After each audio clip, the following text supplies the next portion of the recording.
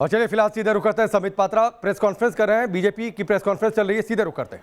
देखिए, छठा झूठ तो बड़ा ही it's typical of Rahul Gandhi. The sixth lie is so typical of Rahul Gandhi कि मुझे बताने की भी आवश्यकता नहीं है। छठे झूठ में राहुल गांधी वो व्यक्ति हैं, और मुझे लगता है एलिगेशन भी ठीक से लगाना नहीं आता है। उन्होंने हर विषय को लेकर, राफेल में कितने का स्कैम हुआ, ये जो एलिगेशन उनका था उसमें भी भिन्न भिन्न नंबर दिए। कांग्रेस पार्टी ने कितने में प्रोक्योर करने की बात की, वह भी भिन्न भिन्न भिन्न भिन्न जो है उन्होंने संख्याएं रखी है। आप याद करिए, सितंबर 28, 2018 को राहुल गांधी राफेल को लेकर कहते हैं कि बहुत बड़ा स्कैम हुआ, 1,30,000 करोड़ का स्कैम हुआ। ये राहुल गांधी जी हर दिन अपने प्रेस कॉन्फ्रेंस में कहते थे। उसके बाद अचानक फरवरी 21, 2019 को वो 1,30,000 करोड़ पता नहीं कहां चला गया। उसके बाद 58,000 करोड़ का स्कैम हुआ है, ये राहुल गांधी कहने लगे। ठीक उसके साथ साथ वो हमेशा कहते थे कि हाँ, हमारी जो कांग्रेस की सरकार थी उससे पहले 2014 तक हमने एक पूरा प्रपोजल रेडी कर रखा था, हमने डील रेडी कर रखा था, हमने तो बड़े कम रेट में रेडी कर रखा था।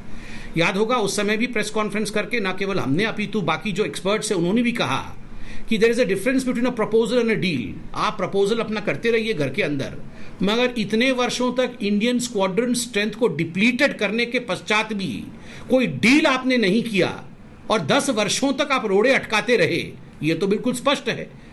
अप्रैल 2018 में जन आक्रोश रैली जो दिल्ली में हुआ था, उसमें राहुल गांधी ने कहा ये एक विमान जो है कांग्रेस पार्टी 700 करोड़ में खरीदना चाहती थी, मगर मोदी जी तो बहुत इन्फ्लेटेड प्राइस में खरीदना चाहते हैं।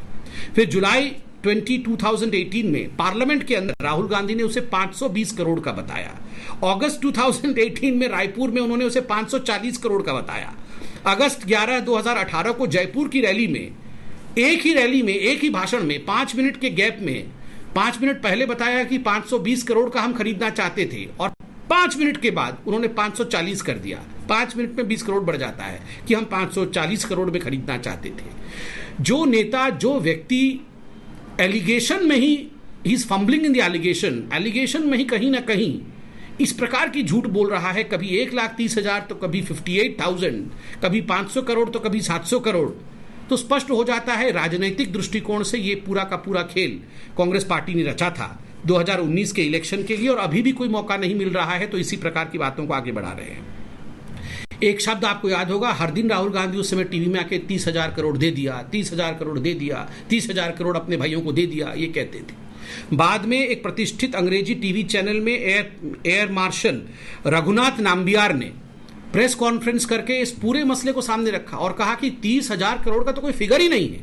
ऑफसेट का जो फिगर है वो 6,500 करोड़ का है। तो 6,500 करोड़ के ऑफसेट के विषय में हमें रघुनाथ नाम्बियार जी जो एयर मार्शल हैं उन्होंने बताया एक अंग्रेजी चैनल में। ठीक उसी प्रकार ये बात एयर मार्शल ने यह भी स्पष्ट किया अपने इसी इंटरव्यू में कि जो प्राइस ऑफ एयरक्राफ्ट है, इंडिविजुअल एयरक्राफ्ट है, ये नॉन डिस्क्लोजर क्लॉज के कारण इसको हम आगे बढ़ा नहीं सकते हैं, इसको हम बता नहीं सकते हैं। तो स्वाभाविक है इन सभी विषयों में राहुल गांधी ने झूठ बोला। राहुल गांधी ने यह भी झूठ बोला, 7वां झूठ है कि आपको याद होगा उन्होंने उस समय एक चौकीदार चोर है का फ्रेज बनाया था। उसका तो क्या हुआ आपको पता है कि सुप्रीम कोर्ट ने कहा है कि चौकीदार चोर है। उसके बाद राहुल गांधी जी को नाक रगड़ करके, हाथ जोड़ करके सुप्रीम कोर्ट में जाके माफी मांगनी पड़ी। आप बताइए, जो व्यक्ति सुप्रीम कोर्ट के वर्डिक्ट को लेकर झूठ बोल सकता है उसके विषय में हम क्या बोल सकते हैं।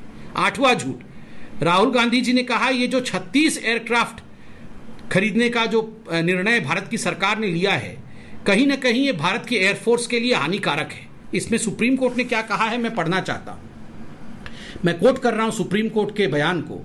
This is despite the fact that even before the withdrawal of RPF, an announcement came to be made on April 2015 about the decision to go in only for 36 aircraft.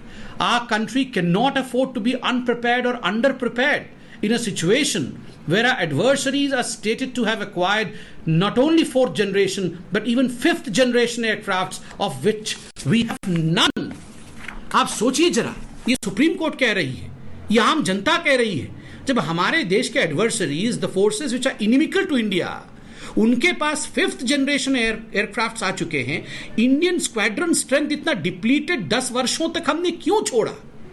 शक होता है हमें तो।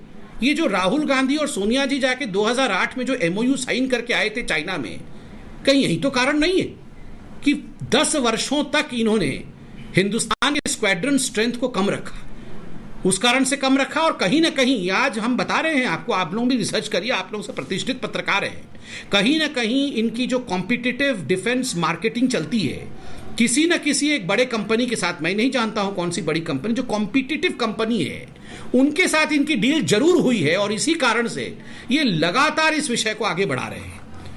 जो अंतिम विषय है नवा झूठ राहुल गांधी का, Rahul Gandhi said that the processes and procedures laid down for the military acquisitions were flouted by PM Modi's government।